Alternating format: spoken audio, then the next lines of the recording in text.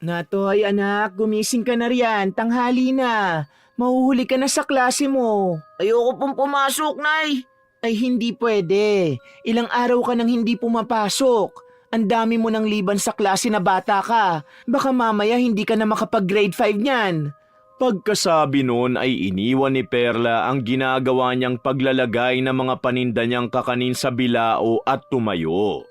Pumasok siya sa kwarto nilang mag-ina at nilapitan ng anak. Hindi na ako natutuwa sa ginagawa mo, Natoy, ha? Gusto mo bang mapalo? Tumayo ka na rin at maligo. Dalian mo na. Ayoko na pong pumasok, Nay. Tutulungan ko na lang po kayo sa pagtitinda. Ano bang problema at ayaw mong pumasok? Hindi ka naman dating ganyan na. Simula grade 1 hanggang grade 3 ang sipag-sipag mong mag-aral. May nangaaway ba sa'yo sa klase? Wala po, Nay. Eh ano nga dahilan at bakit ayaw mo nang pumasok? Tinatamad na po ako. Mas gusto ko na lang pong samahan kayo sa pagtitinda. Magsasalita pa sanang muli si Perla, ngunit naudlot yun dahil bigla siyang tinawag ng kanyang nanay Auring. Nasa labas ang matanda at nagpapahangin sa may bintana. Perla, parinig ka nga at may tao. Hinahanap ka. Nagtatakang tumayo si Perla at lumabas ng kwarto. Pagsilip niya sa bintana, isang lalaki ang nakita niyang nakatayo sa labas ng bahay nila.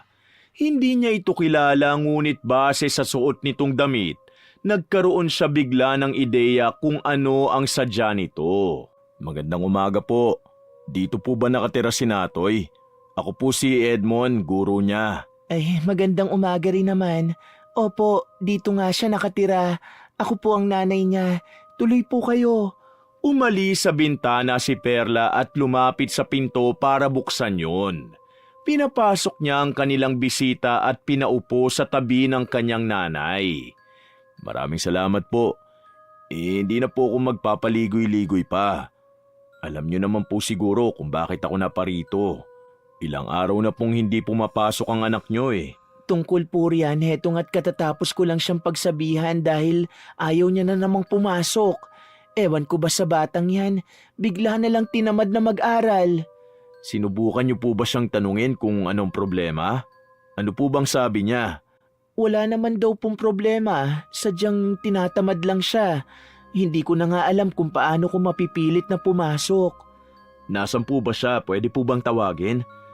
Gusto ko siyang makausap, baka sakaling makumbinsi ko siya.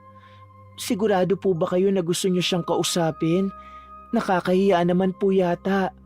Ayos lang po. Susubukan ko lang naman siyang kumbinsihin. Ay, teka lang po. Tatawagin ko. Baka nakatulog ulit. Tumayo si Perla at muling pumasok sa kanilang kwarto. Naabutan niya si Natoy na nakatalukbong ng kumot. Natoy, bumangon ka riyan. Nasa labas ang guro mo. Pakisabi na lang po na ayoko nang pumasok, Nay. Nilapitan ni Perla ang kanyang anak at hinablot ang kumot na nakabalot sa katawan nito. Huwag mo kong hintayin magalit, Natoy. Dali na, bumangon ka na riyan at maligo. Hinihintay ka niya sa labas, nakakahiya. Pinuntahan ka pa talaga rito. Ang akala niya ay magmamatigas pa rin ang anak, subalit tumayo ito at lumabas. Narinig niyang binati ng guro si Natoy, ngunit hindi man lang sumagot ang kanyang anak. Nilapitan niya ang lalaki para humingi ng paumanhin. Pasensya na po kayo sa anak ko. Mukhang wala kasi sa mood kaya ganyan. Ayos lang po, walang problema. Ganyan talaga mga bata. Ganyan din po ba siya sa loob ng klase? Kayo na po ang bahalang umintindi sa kanya, ha? Hindi. Sa katunayan, si Natoy ang pinakamabait at magalang na estudyante ko. Iba siya sa karamihan. Wala siyang ibang gustong gawin kundi ang mag-aral kapag nasa loob ng classroom. Halos nagsasalita nga lang yan kapag tinatawag kong sumagot eh. Matanong ko lang po, wala po bang nangaaway kay Natoy sa loob ng klase? Naisip ko kasing baka yun ang dahilan kung bakit ayaw niya nang pumasok. Wala naman po ako nababalita na kahit ano. Kung meron man, ako na rin mismo ang gagawa ng paraan para pag-ayusin sila. Ganun po ba? Nakakapagtaka lang kasi ang bigla ang pagbabago ni Natoy. Napakasipag mag-aral ng batang yan. Hindi ko alam kung bakit biglang ayaw nang pumasok. Hayaan niyo po, kapag may nabalitaan ako, sasabihin ko kagad sa inyo. Maraming salamat po. Siya nga po pala, dalhin niyo na po ito. Pasasalamat man lang dahil sa pagpunta niyo rito sa bahay namin. Masarap po ito. Ako ang gumawa. Pagkasabi nun, lumapit si Perla sa paninda niyang kakanin at naglagay ng 5 piraso sa isang plastik at ibinigay sa kausap. Naku, maraming salamat. Malilibre merienda ko ngayong araw. Gumagawa pala kayo ng mga ganito? Mukhang masarap. Amoy at itsura pa lang. Hindi naman sa pagmamayabang pero masarap po talaga yan. Araw-araw akong gumagawa at araw-araw ring nauubos. Madalas nga kulang pa. Itong ang gawa ko ngayon karamihan dito, meron ng may-ari. Kung ganun ang swerte ko pala, dahil makakatikim ako ng libre. Salamat po. Magsasalita pa sanang muli si Perla subalit na udlot yun dahil sa paglabas ni Natoy. Tapos na itong maligo at nakabihis na rin. Alis na po ako, Nay. Sige anak, teka ito ang baon mo. Dumukot siya ng 5 piso sa bulsa ng suot niyang bestida at ibinigay yon sa anak. Pagkatapos nito yung tanggapin, tumalikod na kaagad ito at naglakad palabas. Natoy, hintayin mo si Sir Edmond mo. Parang walang narinig na hindi man lang nito pinansin ang sinabi niya. Ayos lang po, susundan ko na lang. Paano? Mauna na rin po ako. Salamat po dito sa pagkain ha. Nang tumalikod ang lalaki para sumunod kay Natoy, sinundan niya na lang ito ng tingin. Napabuntong hininga na lang si Perla nang tuluyan ng makalayo ang dalawa. Ay nako, ano bang nangyayari sa batang yun? Inanong mo ba siya kung anong problema, ha, Perla? Baka naman kasi may pinagdadaanan niyang apo ko. Ayaw niya lang sabihin sa'yo. Umupo muna siya sa tabi ng kanyang nanay Auring bago nagsalita. Tinanong ko na po pero ang sabi niya wala naman daw siyang problema. Tinatamad lang daw siyang mag-aral. Malakas ang kutob ko na may tinatago sa atin ang batang yan. Hindi naman yan ganyan dati, hindi ba? Opo, Nay. Kaya nga po nagtataka rin ako eh. Mabuti na lang at pinuntahan siya ngayon ng guro niya kaya napilitang pumasok. Iba ang pakiramdam ko sa lalaking yon. Sa tingin ko, pakitang tao lang ang kabaitan na pinakita niya kanina. Ay naku, umiral na naman yung pagiging manghuhula niyo, Nay. Nakita niyo naman na pinuntahan niya pa rito si Natoy. Hindi ko naman pinipilit na paniwalaan mo ko. Pero kilala mo naman ako. Kahit kailan, hindi pa ako nagkamali ng hinala. Alam ko yun, Nay. Pero sa pagkakataong ito, hindi ako sang-ayon sa sinabi niyo. Kung masama ang ugali ni Sir Edmond, hindi na sana siya mag-aaksaya ng oras na puntahan si Natoy dito. Isa yon sa trabaho nila. Kahit ayaw nila, wala silang magagawa. Ay, ayoko na pong makipagtalo sa inyo. Isipin niyo na lang kung anong gusto niyong isipin. Magtitinda na ako, tanghali na. May pagkain na po dyan sa mesa ha. Kumain na lang po kayo kapag nagutom kayo. Sige anak, mag-iingat ka. Huwag mong kalimutang magdala ng payong at mukhang uulan. Opo, Nay, salamat. Aalis na po ako. Pagkasabi nun ay binitbit niya na ang 2 bilao na naglalaman ng kakanin at umalis. Araw-araw, sa ganung tagpo umiikot ang buhay niya. Gigising siya ng madaling araw para magluto at maglalako naman kinabukasan. Nakakapagod at halos araw-araw siyang kulang sa tulog, ngunit ayos lang. Ang mahalaga para sa kanya ay kanyang natutustusan ang pangangailangan nilang tatlo. Kakanin! Kakanin kayo riyan! Mga suke, bili na kayo! Kaagad na nagsilapitan ng mga suki niya nang marinig ang sigaw na yun. Sa isang iglap, naubos kaagad ang paninda niya at tanging ang mga nakareserba ang naiwan. Ihahatid niya lang ang mga yun sa mga may-ari At pagkatapos nun ay didiretso na siya sa palengke at mamimili ng mga kakailanganin niya para makapagtinda muli bukas. Malapit na siya sa bahay ni Mang Doming nang mapansin niyang maraming tao ang naroon at tila may kung anong kaguluhan sa nangyayari. Binilisan niya ang paglalakad hanggang sa tuluyan siyang makalapit.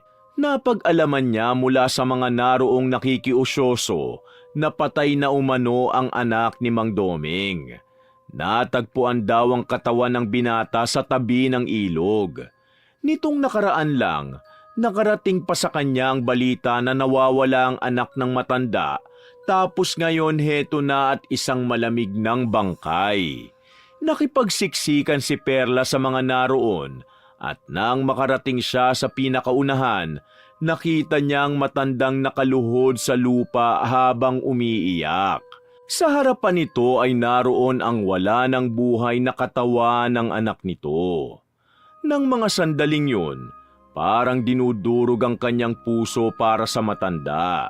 Saksi siya kung gaano nito kamahal ang anak. Bago pa man tuluyang pumatak ang kanyang mga luha, tumalikod na siya at naglakad ng palayo. Nang mga sandaling yun, biglang pumasok sa isip niya si Natoy, ang kanyang nag-iisang anak. Kung sakaling mangyari sa kanya ang nangyari ngayon kay Mang Doming, baka hindi niya yun kayanin.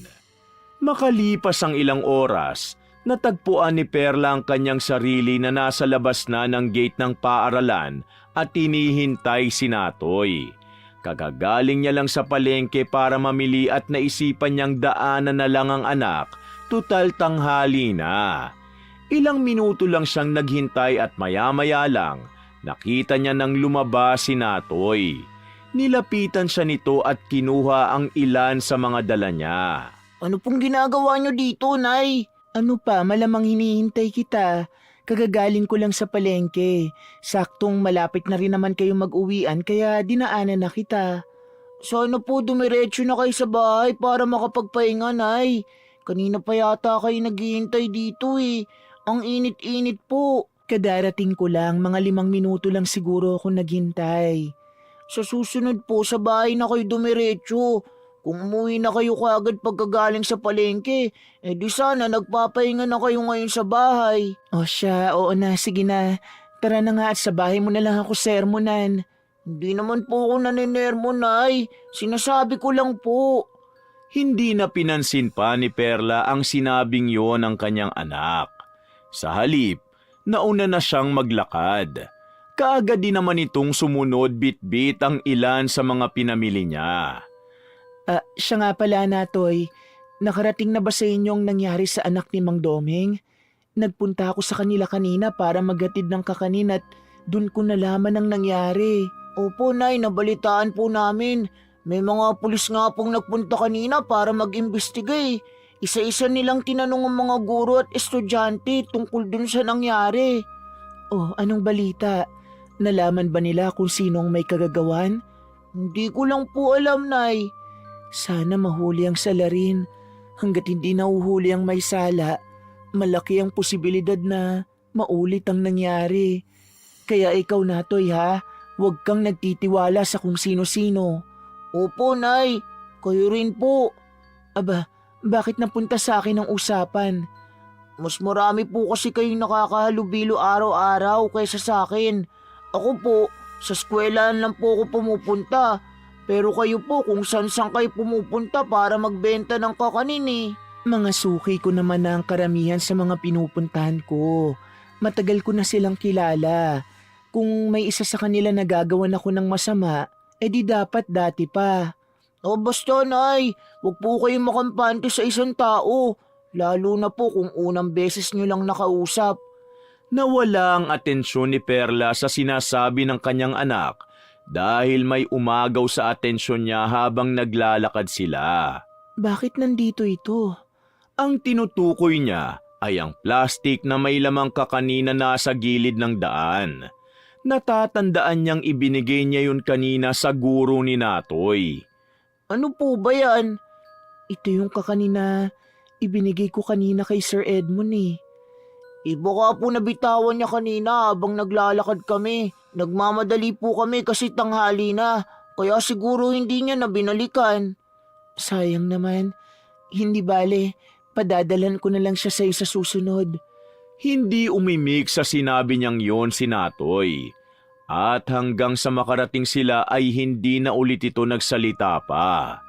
Dumiretso siya sa maliit nilang kusina para iluto ang binili niyang gulay sa palengke. Abala siya sa ginagawa nang lapitan siya ng kanyang nanay Auring. May narinig akong chismis tungkol sa anak ni Domeng. Totoo ba yon, anak? Opo, Nay. Naawa nga po ako kay Mang Doming eh. Ano raw bang ikinamatay ng binata? Nahuli na ba ang gumawa nun sa kanya? Hindi pa ho nahuhuli ang salarin, Nay. Tungkol naman po sa kung anong ikinamatay, ayon po sa narinig ko, may mga pasaraw po sa katawan. Baka may nakaalitan. Diyos ko, nakakatakot na ang mga nangyayari sa panahon ngayon. Oo nga po, Nay eh. Kaya nga po, pinagsasabihan ko kanina si Natoy. Ano ka ba? Mabait na bata ang apo ko. Malabong magkaroon niya ng kaaway. Alam ko naman po yun, Nay. Pero hindi pa rin po natin masasabi. Hindi porket mabait ang anak ko, magiging ligtas na siya sa kung anong kapahamakan. Sa bagay, tama ka riyan sa sinabi mo. Walang pinipiling tao ang masasamang loob. Tama po kayo. Dahil sa nangyari, nagkaroon tuloy ako ng takot. Bigla kong naisip na paano kung kay Natoy nangyari ang ganun. Baka po mawala ako sa katinoan, Nay. Iniisip ko pa lang para na akong masisiraan ng bait. Huwag kang ang magsalita ng ganyan, anak. Pati ako ay tinatakot mo. Alam mo naman na mahal ko yung apo ko. Pasensya na po, Nay. Hindi ko lang po talaga maiwasang mag-isip ng kung ano-ano. Magdasal na lang tayo palagi para sa kaligtasan ni Natoy. Opo, Nay. Yun nga ang mabuti nating gawin. O siya, luto na po itong gulay. Kain na po tayo. Natoy, kakain na anak. Hinintay muna nilang lumapit si Natoy at sabay-sabay silang kumain. Habang kumakain, napansin ni Perla ang pagiging tahimik ng kanyang anak. Dati naman, madaldal ito at madalas magkwento tungkol sa mga ganap sa loob ng klase. Kinabukasan, maagang naghanda ng agahan si Perla para sa kanyang anak na si Natoy. Tulad kagabi, napansin niya na tila matamlay pa rin ito. May problema ka ba, anak? Po, wala po, Nay. Sigurado ka ba? Bakit parang matamlay ka? Masama lang po ang pakiramdam ko. Siguro po dahil sa sobrang init. Baka naman gumagawa ka lang ng dahilan para hindi kita papasukin. Hindi po, Nay. Wala naman po akong balak umabsent sa klase kahit masama ang pakiramdam ko eh. Masama ba talaga ang pakiramdam mo? Huwag ka nang pumasok kung hindi mo kaya. Papasok po ako. Kaya ko naman po. Sige, ikaw ang bahala. Basta kapag lumala ang pakiramdam mo, umuwi ka na lang ha? Opo, Nay. O siya, bilisan mo na riyan at baka mahuli ka sa klase mo. Nagsimula na itong kumain at nang matapos ay kaagad nang nagpaalam si Natoy sa kanila. Alis na po ako, Nay. Alis na po ako, Lola. Mag-iingat ka, apo ko. Uwi ka agad pagkatapos ng klase, ha? Opo. Nang umalis si Natoy ay nagkatinginan na lang silang mag-ina. Nang mga sandaling yon, alam ni Perla na pareho sila ng iniisip. Huwag ka munang mag-isip ng kung ano-ano. Hintayin na lang nating siya mismo ang lumapit sa atin at magsabi ng problema niya. Maaaring bata pa ang anak mo pero matalino si Natoy. Marunong mag-isip. Baka kaya ayaw niyang magsabi dahil ayaw niyang mag-alala ka. Hayaan mo na lang muna siya. Pero paano po kung hindi pala madali ang pinagdadaanan niya, Nay? Nakita niyo naman, halos hindi siya makakain tapos ang tamlay pa. Paano po akong hindi mag-aalala kung ganyan ang nakikita ko? Naiintindihan kita, anak. Hayaan mo. Susubukan ko siyang kausapin. Baka sakaling magsabi siya sa akin. Sige po, Nay. Baka nga magkwento siya kung kayo ang kakausap sa kanya. Sabihin niyo po kagad sa akin kung ano man ang malalaman niyo, ha? Sige, sige. Ako na ang bahala. Maraming salamat po, Nay. Pagkatapos ng pag-uusap nilang yun, naging abala na si Perla sa paglilinis ng mga ginamit niya sa pagluluto ng kakanin-kaninang madaling araw. Ibinabad niya na rin sa tubig ang binili niyang malagkit na bigas para lumambot yun at umalsa. Nang matapos sa mga gawain, saka lang siya humiga para magpahinga. Dahil sa pagod, kaagad siyang nakatulog. Hindi alam ni Perla kung ilang oras siyang nakatulog.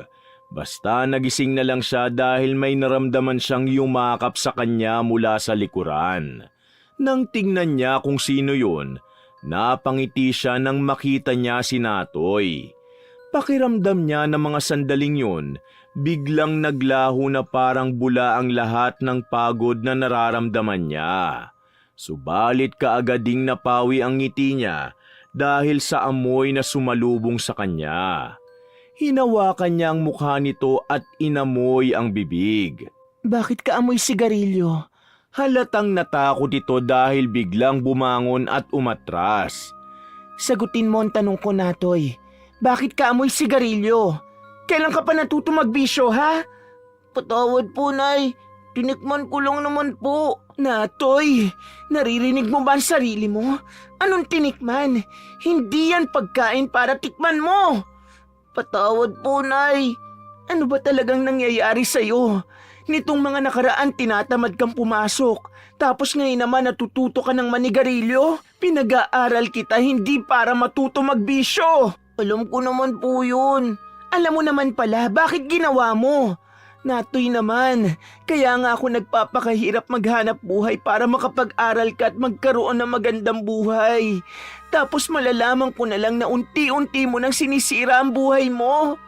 Tinikman ko lang nga po yun, Nay. 10 taon ka pa lang. 10 taon! Kahit tinikman mo lang o ano, masama pa rin ang ginawa mo. Nakaka-addict yan, alam mo ba? Walang magandang maidudulot yan sa'yo kung hindi sakit. Ano bang kaguluhan ang naririnig ko? Perla, anak, bakit ka ba sumisigaw?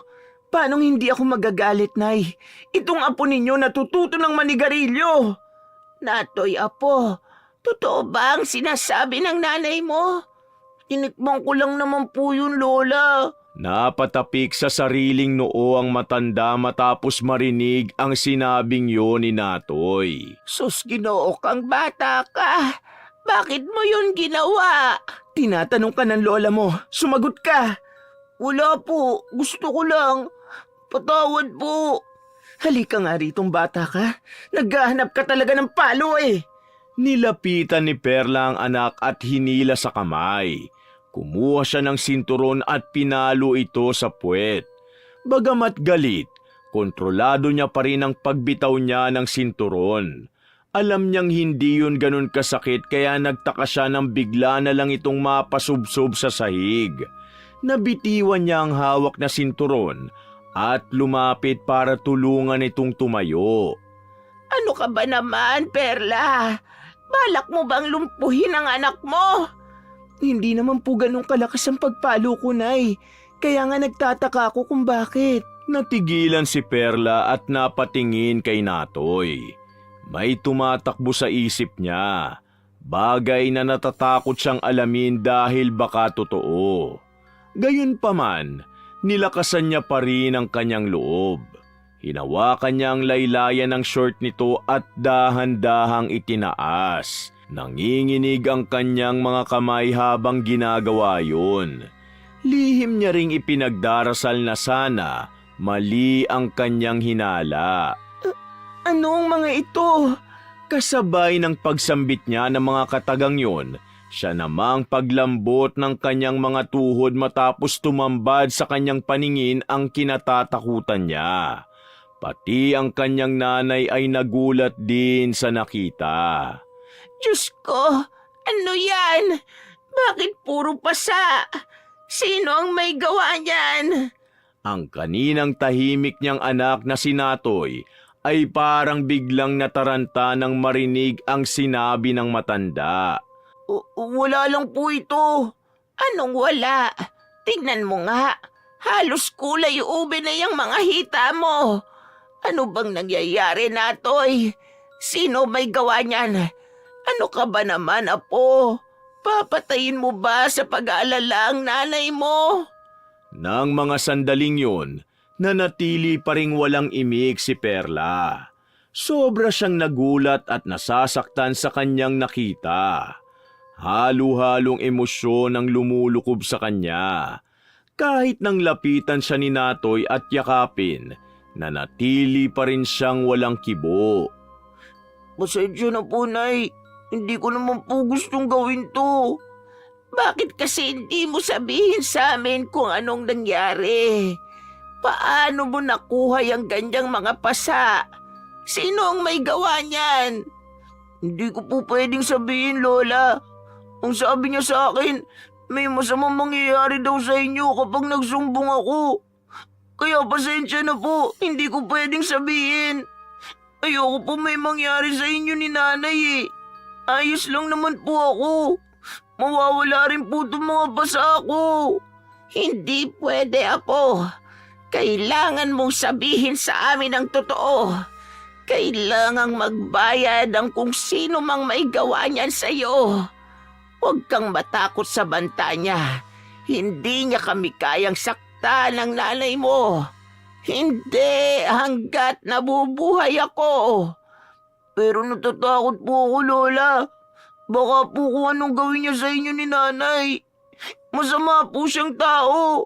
Kaya niyang pumatay. Kaya nga kailangan mong sabihin sa amin kung sino yung tinutukoy mo para matigil ang kasamaan niya. Sige na, apo. Pakiusap para sa amin ang nanay mo. Sabihin mo na kung sino. Si Sir Edmund po, Lola. Sir Edmund? Tama ba ang narinig ko? Sinasabi ko na nga ba? Tama ang hinala ko tungkol sa lalaking yon. Ano pong ibig niyo sabihin?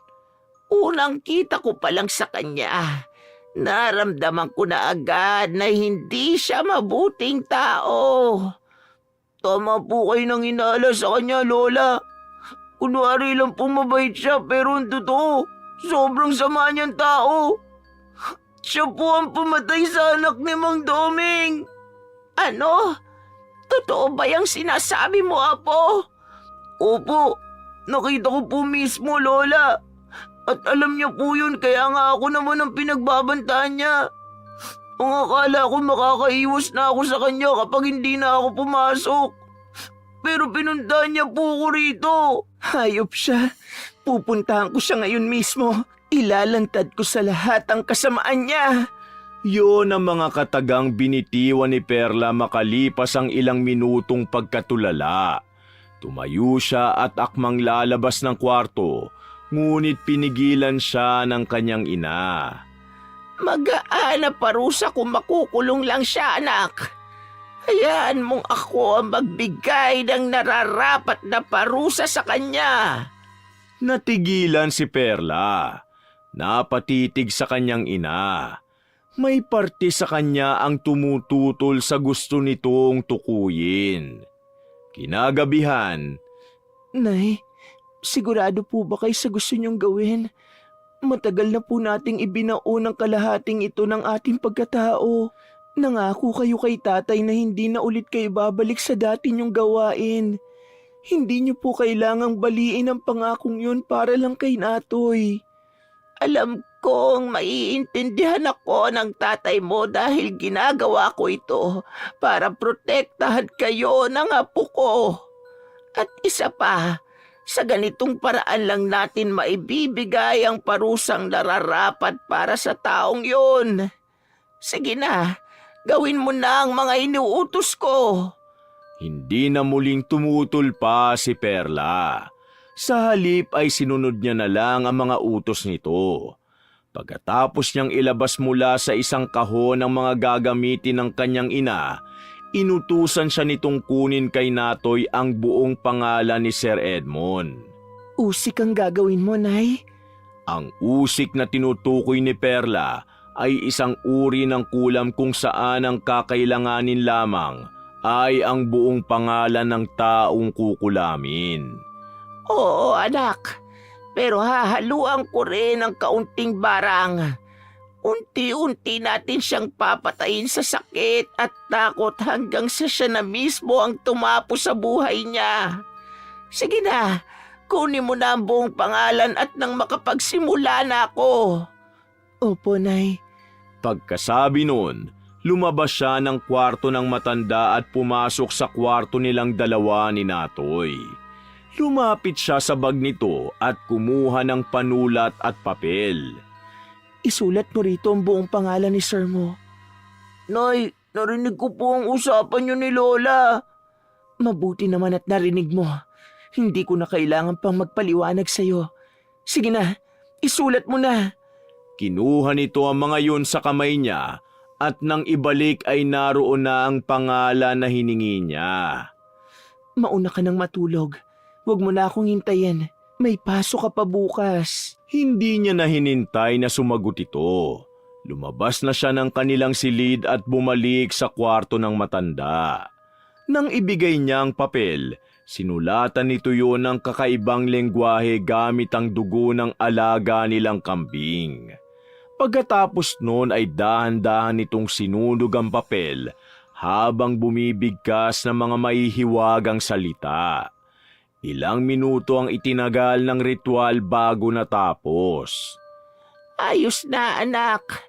Matulog na tayo. Sige po, Nay. Lilipat na po ako sa kabila. Bago siya lumabas, inalalayan niya muna itong mahiga at kinumutan pagkatapos. Pagpasok niya sa kwarto nila ni Natoy ay mahimbing na ang tulog nito. Tiningnan niya muna ang oras bago nahiga. 1:00 na pala ng madaling araw. Ibig sabihin nun, 2 oras na lang ang tulog niya dahil 3:00 siya gigising para magluto ng panindang kakanin. Dahil doon, napagpasyahan niyang wag na lang matulog para hindi sumakit ang kanyang ulo. Nang sumunod na mga araw, nalaman nila kay Natoy ang malaking pagbabago umano ng ser nito. Namumutla at nangingitim ang ilalim ng mata. Madalas tulala at kung minsan ay bigla na lang nagugulat na para bang may kung anong nakakatakot na nakikita. Alam ni Perla na yun na ang resulta sa ginawa nila ng kanyang nanay, kaya hindi na lang siya umimik tuwing nagkukwento si Natoy. Isang gabi, habang naguhugas siya ng plato ay nilapitan siya ng anak. Kayo po ang may gawa nun kay Sir, hindi ba? Huminto siya sa kanyang ginagawa at humarap dito. Bakit mo na itanong? Wala lang po, Nay. Gusto ko lang pong marinig mismo sa bibig niyo. Aminin ko po na naawa ako sa nangyayari sa kanya. Pero alam ko rin naman pong nararapat lang yun dahil sa ginawa niya sa akin at sa anak ni Mang Doming. Mabuti naman at alam mo yan.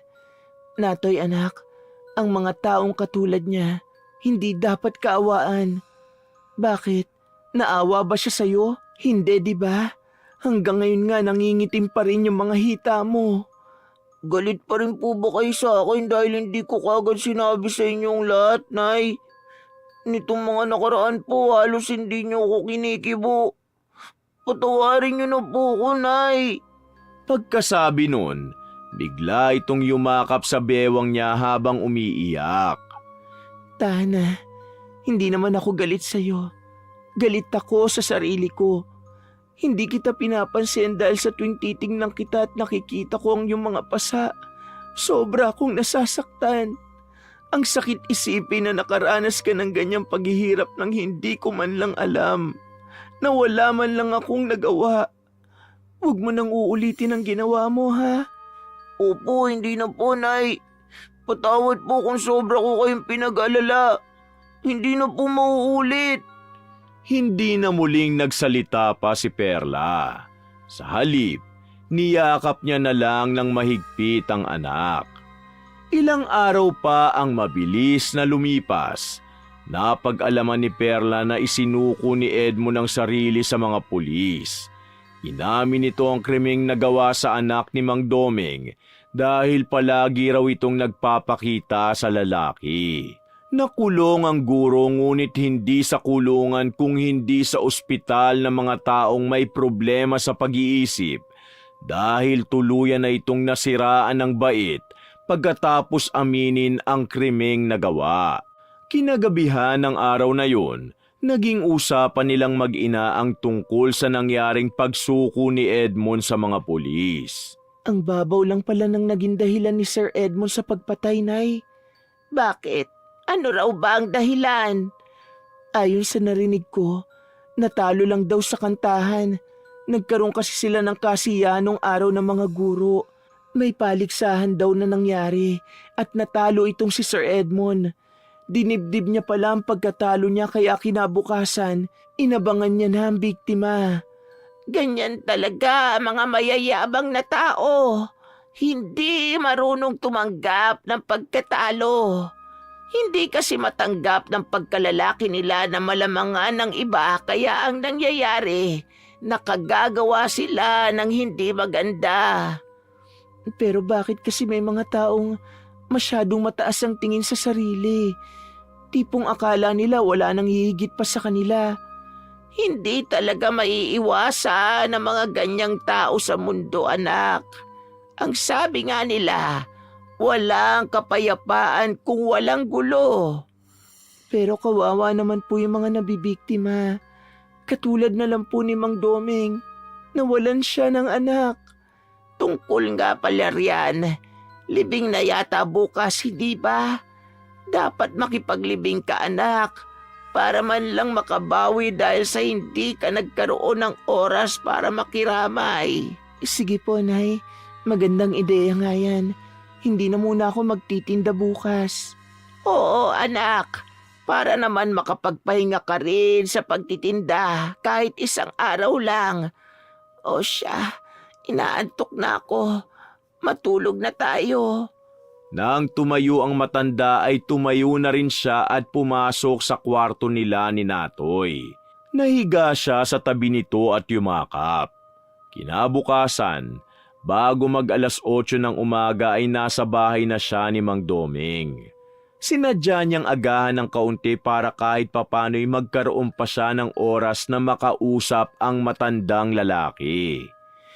Nakikiramay po ako, Mang Doming. Pasensya na po kung hindi po kami nakapunta para makipaglamay. Wala po kasing oras. Ayos lang yun, Perla. Alam ko naman na marami kang ginagawa. At isa pa, medyo malayo itong bahay namin mula sa inyo. Nabalitaan ko po ang tungkol sa pag-amin ni Sir Edmond. Mabuti naman po at kahit papano'y may hustisya na ang nangyari sa anak ninyo. Sobra nga akong nagpapasalamat sa Diyos dahil sa nangyari. Natupad ang ipinagdarasal ko tuwing gabi. Hindi man nakulong, ayos na rin dahil nawala siya sa sarili. Oo nga po, sapat ng kabayaran yun sa ginawa niya. Habang nagsasalita ay payapa ang kalooban ni Perla. Nang mga sandaling yun, alam ni Perla na ganun din ang nararamdaman ni Mang Doming. Dahil pareho silang magulang. Magulang na gagawin ng lahat para sa mga anak. Hindi dahil yon ang obligasyon nila, kung hindi dahil ganoon sila kung magmahal. Wakas! Natoy anak, gumising ka na riyan, tanghali na. Mahuhuli ka na sa klase mo.